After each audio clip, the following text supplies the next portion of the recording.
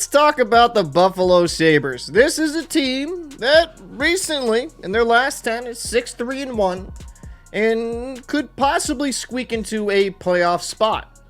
But before I get into this, if you really want to have good breakdowns of the Buffalo Sabres and the team as a whole, make sure to subscribe to Rome Hockey. I'll have his link down below in the description. I'll have something flash on screen. He makes very good content.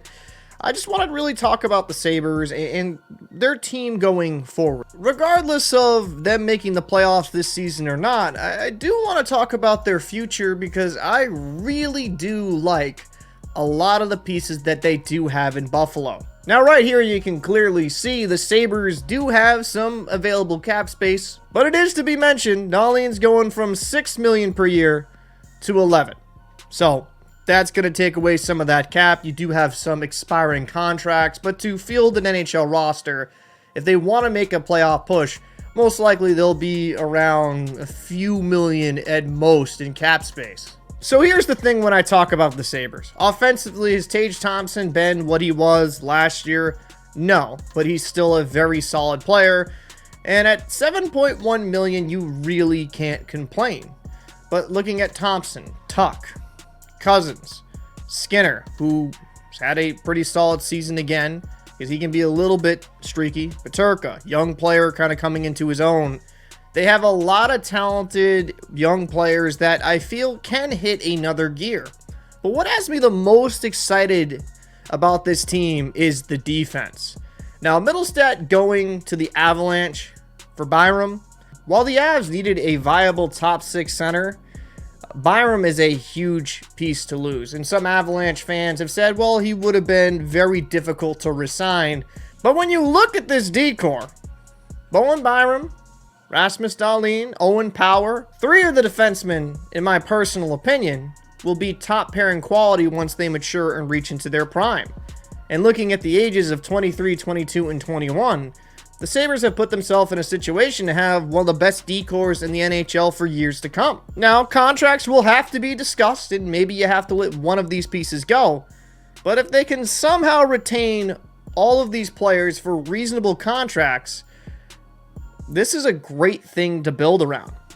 Now, last year when Devin Levi came onto the scene, he was a media darling. Everybody loved him. Everybody loved the story. This year, it hasn't been as smooth. In 20 games played, a 3.30 goals against average, an .891 save percentage. But on a positive note for the goaltending, UPL, who's always shown really good flashes, is having a steady year. 44 games played, 2.39 goals against average, a .915 save percentage. There is so much potential on this squad. Zach Benson, he's a rookie. Jack Quinn, if he can stay healthy, he's going to be really good for the Sabres. It has to be frustrating to be a Sabres fan because you want the team to finally get over the hump, and they have shown these flashes over the last few years. And maybe I'm a bit too patient, but with all the talent, it has to work out at some point, right? And for me, a lot of that has to come to the coaching, and I'll end the video in that conversation. But looking at the standings, 69 games played, 33 wins, 31 losses, 5 overtime losses for 71 points, only 4 points back of the Capitals. Yeah, the Capitals have 2 games in hand, but the Sabres are in the discussion of being in a playoff spot. Now, do they ultimately make the playoffs? I've bought into the hype before and have been disappointed. I'm going to lean towards no, but it wouldn't really surprise me. Could they do some damage in the playoffs? I think most likely at this stage in their development, they're a one-and-done type playoff team.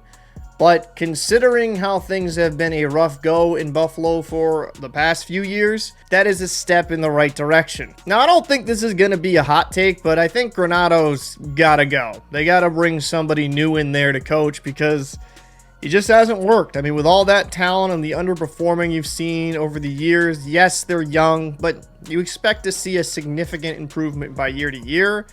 And it seems like you'll see those flashes and then they'll just go completely off the rails. His record as a coach in Buffalo, 110 games coached, 83 wins, 88 losses, 21 overtime losses for a .416 winning percentage. That's just not good enough.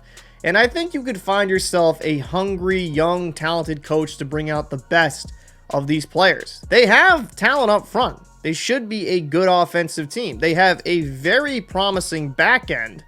And the goaltending, yes, Levi had a bit of a downturn, but with UPL and Levi, who I still believe in, the Sabres should be a team that's in the playoff picture for years to come. And if I'm going to be honest with you, I just don't think Granato can be that guy to get the Sabres over the top. I just haven't seen it. I don't believe it. I'm not trying to be a jerk when I say that, but the proof is in the pudding, right?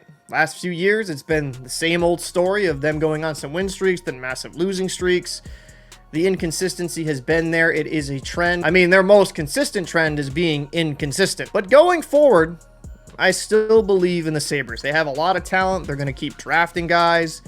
And with how much ammo they have in the arsenal, it's going to be interesting to see how things play out in the future. Let me know down below in the comment section. Do you believe the Buffalo Sabres are going to make the playoffs? And honestly, what do you think of their future potential? I'm Captain Paul for Locker Room. I appreciate if you drop a like, comment, subscribe, and all that good stuff. I'll see you in the next one.